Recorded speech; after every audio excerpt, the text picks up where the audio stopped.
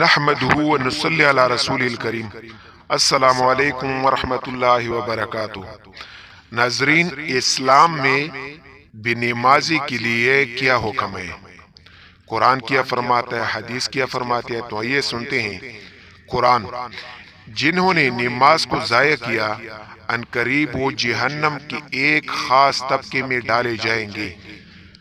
حدیث: بے نمازی کی قبر تنگ کر دی جائے گی اور آخرت میں سختی سے حساب لیا جائے گا۔ صالحین کی علامت بے نمازی کے چہرے سے ہٹا دی جائے گی۔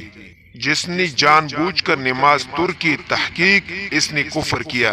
بے نمازی کو کسی عمل کا ثواب نہ دیا جائے گا۔ بے نمازی کی عمر میں برکت نہ ہوگی۔ بے نمازی کی دعا قبول نہیں ہوگی۔ بے نمازی بھوک اور پیاس کے حالت میں مرے گا۔ اس کی پیاس نہ بجھے گی اگرچہ دریاؤں کا پانی بھی پلایا جائے۔ امام احمد بن حنبل صاحب کیا فرماتے ہیں؟ نماز چھوڑنا کفر ہے۔ امام شافعی سے فرماتے ہیں بے نمازی واجب القتل ہے۔ بے نمازی کو قید میں ڈالا جائے جب تک وہ توبہ نہ کریں۔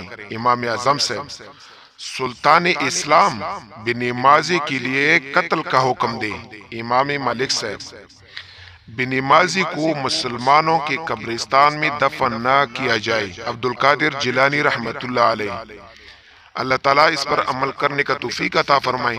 بھائی دوستو، اگر ویڈیو پسند آئے تو ضرور چینل سبسکرائب کرنا۔